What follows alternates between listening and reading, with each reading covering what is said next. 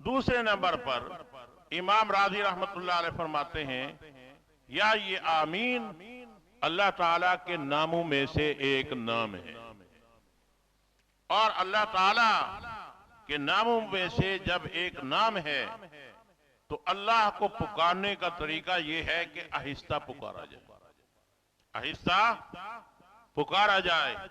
तो साबित हो गया आमीन आहिस्ता कहनी चाहिए। इमाम राजी रहमतुल्लाह अलैह फरमाते हैं, अगर इससे वजूब ना भी साबित हो, यानी आमीन का आहिस्ता कहना वाजिब साबित ना हो, अगर इस आमीन का आहिस्ता कहना वाजिब साबित ना हो, फिर भी मुस्तहब जरूर है। क्या है? मुस्तहब जरूर है। कल मैंने पढ़ाया था, मुस्तहब का हुक्म ये सवाब मिलता है, अजर मिलता है, अल्लाह की तरफ से इनाम मिलता है। फरमाते हम भी यही कहते हैं कि सवाब मिलता है। हम भी इस आमीन को मुस्तहब कहते हैं। जब मुस्तहब कहते हैं, सिर्फ आहिस्ता कहें या ऊंची कहें, सिर्फ सवाब मिलता है।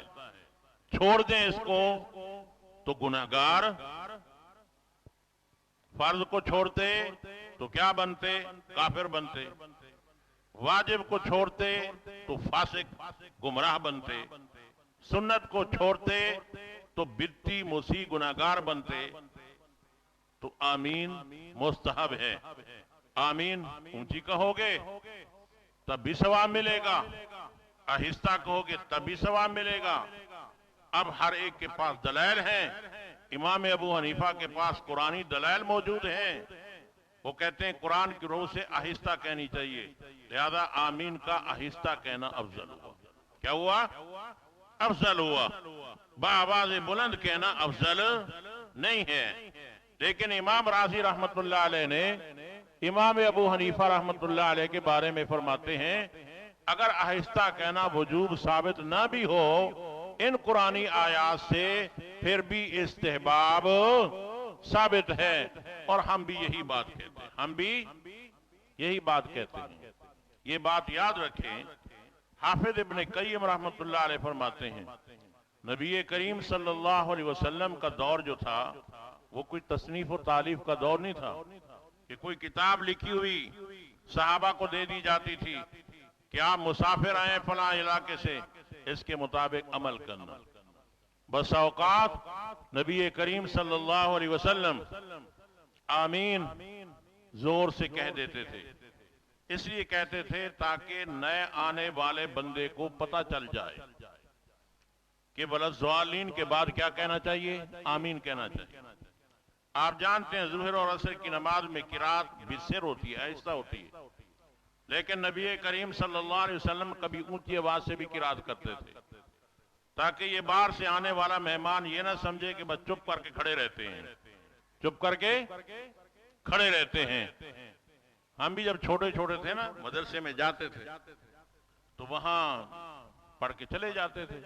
तो ज़ुहर की नमाज उस मदरसे में होती थी, तो उस्ताद नमाज पढ़ाता था। हम सोचते थे कि इसको चाहिए लंबी लंबी किरात छोड़े, ये चुप करके खड़ा रहता है, चुप करके खड़ा रहता है। लेकिन हम तो उस टाइम ना वाकिफ थे।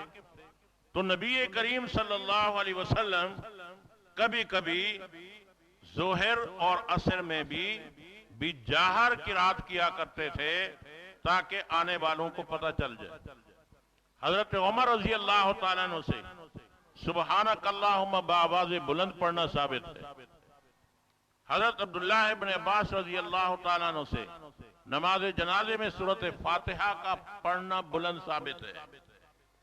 इसी तरह बाज़ सहाबा से नमाज में औज़ु बिल्लाहि मिनश शैतानिर रजीम का बाआवाज़ बुलंद पढ़ना साबित है। तो इनका बाआवाज़ बुलंद पढ़ना ये सिर्फ तालीम के लिए था, सिखाने के लिए था। किसके लिए था? मख्फी आमाल को, पोशीदा आमाल को सिखाने के लिए था। अब रहेगी ये बात, दो किस्म की रिवायत हैं, कौली में तो है नहीं, फेली में आपको मिलेगा। हुजूर ने आमीन ऊंची आवाज से कही, अगली बात तो फराड है, मस्जिद गूंज गई। ये तो फराड है, कुरान के मुखालिफ है। لیکن حضور نے آمین کہی، فعلی احادیث ملیں گی تو یاد رکھو ان کا جواب یہ ہے، پہلے نمبر پر قولی احادیث مقدم ہے، فعلی مؤخر ہیں۔ زیادہ سے زیادہ یہ کہا جائے گا صرف بیان جواز کے لیے یا تعلیم کے لیے نبی کریم صلی اللہ علیہ وسلم نے یہ عمل کیا۔ پھر جب صحابہ کرام کو پتہ چل گیا، آپ صلی اللہ علیہ وسلم نے بجہر آمین کہنا چھوڑ دیا۔ میں جب یہاں اس مسجد میں آیا نیا سن 1994 کی بات ہے، 1994 کی بات، مجھے 10-15 دن ہی ہوئے تھے اور میری عمر اس ٹائم یہی 22 سال ہوگی۔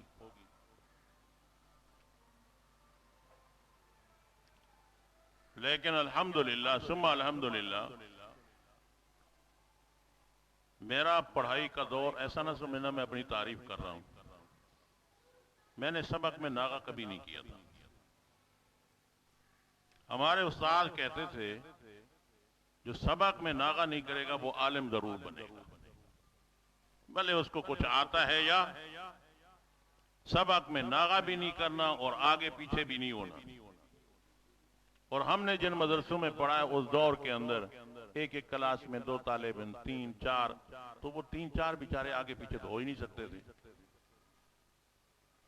استاد لمبا مرغا بنواتے تھے، لمبا مرغا، ڈنڈے مارنا تو الگ ہے، مرغا بھی لمبا۔ اور گاؤں دیہاتوں کے مدرسوں کے سین بھی بڑے بڑے ہوتے ہیں، 10 چکر لگا کے آؤ مرغا بن کے ماشاءاللہ۔ تو ہم تو حاضر باش رہتے تھے، ایسا نہیں ہے کہ کبھی سبق میں 5 منٹ 10 منٹ ہم آگے پیچھے ہو گئے ہوں، ہمیں یاد نہیں۔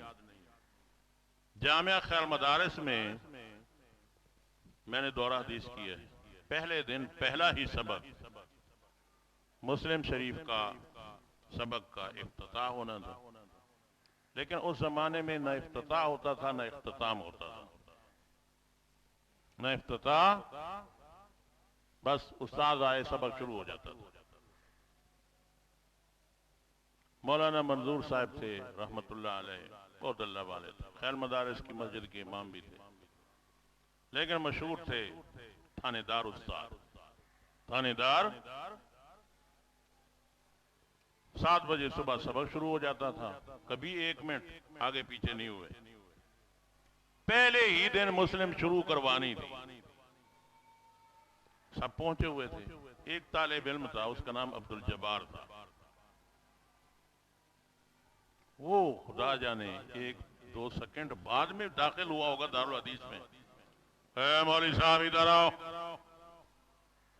ادھر سے پکڑا، اس نے چشمہ پہنا ہوا تھا، اتارا رکھا اور ایک کس کے مارا، ایک بس۔ پھر ہمیں سارا سال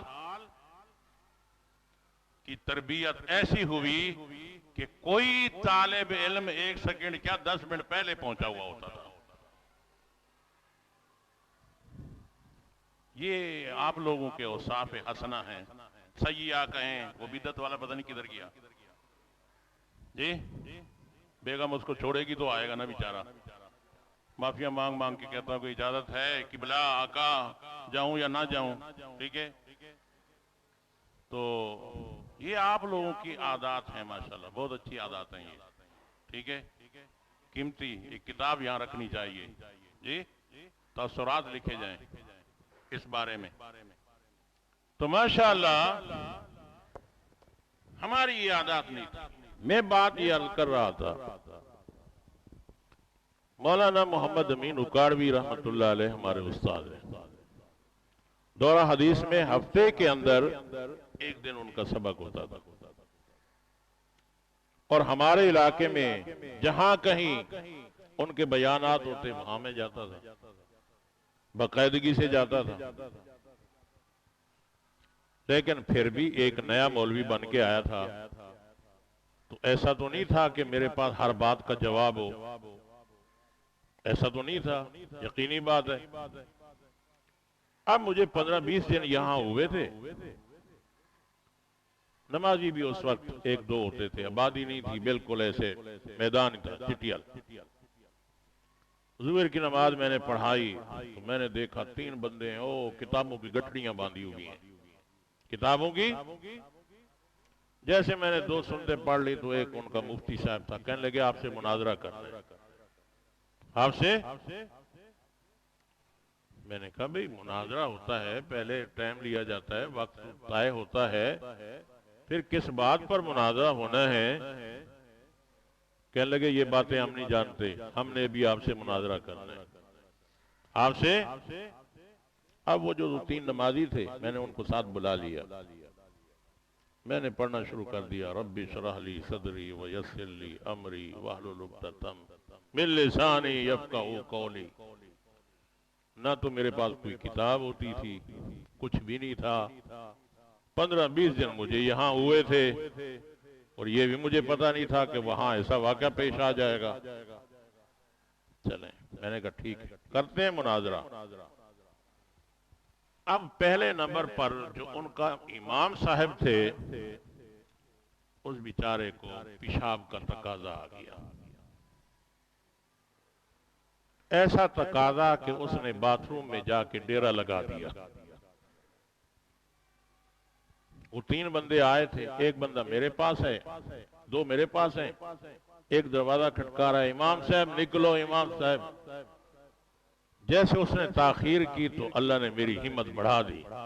میں نے کہا لاؤ اس کو جلدی لاؤ، جب مناظرہ کرنا ہے تو وہاں بیٹھنے کی جگہ ہے۔ میں بھی اس ٹائم بڑا دماغ سے کچھ ایسا تھا، میں نے کیا کہ خمینی سے مشورہ لے رہا ہے، وہاں بیٹھ کے کوئی خمینی الہام کرے گا اس کو، لاؤ اس کو ادھر۔ جیسے وہ بیٹھا میں نے چڑھائی شروع کر دی۔ میں نے کہا ہاں کس مسئلے پہ بات کرنی ہے؟ کون کرے گا؟ آپ کریں گے یا یہ آپ کے مفتی صاحب بات کریں گے؟ وہ مفتی صاحب، یہ جو ان پڑھ ہوتے ہیں نا یہ زیادہ بولتے ہیں، اس کو مفتی کہتے تھے، وہ بھی خود مفتی کہتے تھے۔ کہنے لگے جی مفتی صاحب کیا فرماتے ہیں؟ میں نے کہا مفتی صاحب کہتے ہیں کہ آمین بالجہر پہ بحث کرنی ہے۔ میں نے کہا اسی پہ کرنی ہے؟ کہنے لگا ہاں اسی پہ کرنی ہے۔ میں نے کہا میرے ایک سوال کا جواب دے دو۔ میں نے کہا یہ گلشن غازی ہے، اس ٹائم پٹھانوں کے یہ جو پتھر توڑتے ہیں نا تو وہ ان کے چھپرے تھے، یہ آبادی نہیں تھی اس علاقے میں، ایسے پہاڑ تھے، بڑے بڑے پہاڑ، ہم جاتے تھے گھومنے کے لیے، ان کے چھپرے وپرے دیکھتے تھے، یہ لوگ بڑی محبت کرتے تھے۔ میں نے کہا اچھا مسجد گونج گئی، آمین بالجہر پہ بحث کرنی ہے، تو وہ مسجد پکی تھی یا کچی تھی؟ کہنے لگے کچی تھی۔ میں نے کہا کچی جگہ گونجتی ہے؟ کہتے ہیں گونجتی ہے۔ میں نے کہا چلو میرے ساتھ، یہاں گلشن غازی میں چھپر ہیں، وہ جو پٹھان پہاڑ توڑتے ہیں وہاں رہتے ہیں، جا کے ادھر زور سے آمین کہتے ہیں، اگر آواز گونج گئی تو آپ سچے، نہ گونجی تو میں سچا۔ میں نے کہا چلو کتابیں اٹھاؤ وہاں چلتے ہیں۔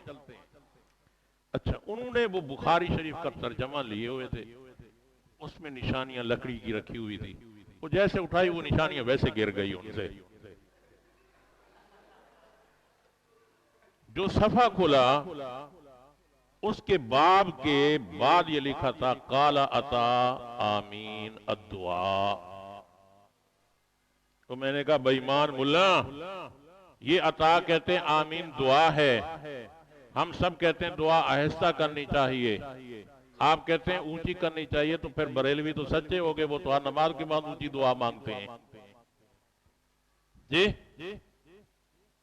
ان اللہ و ملائکۃ پڑھیں گے، پھر دعا اونچی آواز سے کریں گے، پھر تو بریلوی سچے ہو گئے، ثابت کر کے دو مجھے۔ بس جی ادھر ادھر کی مارتے مورتے، پھر ان کی عصر کی اذان جلدی ہوتی ہے تو کہنے لگے جی بس ابھی تو ہم جا رہے ہیں، پھر آئیں گے آپ کے پاس۔ میں نے کہا تم بڑے ہوشیار ہوتے ہو، جا کے ادھر اشتہار چھپواؤ گے، قاسمی صاحب سے مناظرہ کیا ہم جیت گئے، میں نے کہا کل میں اشتہار چھپواؤں گا تمہارے خلاف۔ اللہ تعالیٰ نے کرم فرمایا، فضل فرمایا، ان سے جان چھوٹ گئی۔ پھر ایک اور غیر مقلد پیدا ہو گیا، وہ کہنے لگا جی تحریری مناظرہ ہوگا۔ میں نے کہا ٹھیک ہے میں تیار ہوں۔ انہوں نے مجھے ہوشیار کر دیا، میں نے کہا میں تیار ہوں۔ رفع الیدین پہ آمین بالجہر پہ تحریری مناظرہ ہوتا رہا۔ جب غیر مقلد تھکا یہ بنس روڈ پہ ان کا مدرسہ ہے، سفید مسجد، وہاں کوئی عبد القہار تھا، مفتی عبد القہار، اس نے لکھا کہ جتنی احادیث میں نے لکھی ہیں جو ان کا انکار کرے گا وہ کافر ہے۔ وہ کیا ہے؟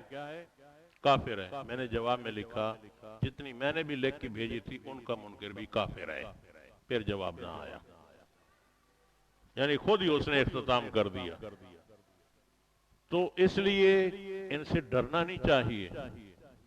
پہلا پوائنٹ آپ یاد رکھیں، 6 والا، یہ جتنا ادھر ادھر پاؤں مارے، ہاتھ مارے، آپ 6 سے نہ ہٹیں، جی 6 اور 11 سے نہ ہٹیں۔ جب 6 اور 11 کو آپ پکڑیں گے تو انشاءاللہ آپ کامیاب رہیں گے۔ کہ کوئی ثبوت نہیں ہے 6 میں اونچی آمین کہی جائے اور 11 میں آمین آہستہ کہی جائے۔ تو باقی نبی پاک صلی اللہ علیہ وسلم سے جو حدیث مروی ہیں وہ فعلی ہیں، وہ صرف تعلیم پر مبنی ہیں۔ کس پر ہیں؟